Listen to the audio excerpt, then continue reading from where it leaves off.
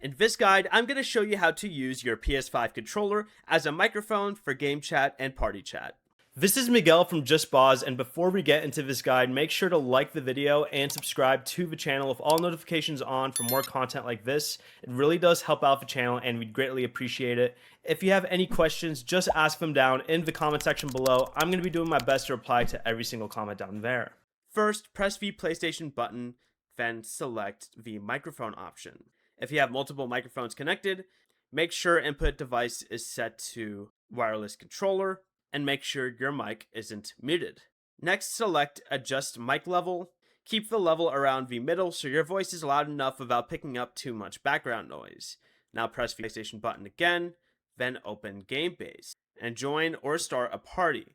Open the party options and make sure mute all is turned off. You can adjust the voice chat balance depending on whether you want to hear more game audio or party chat.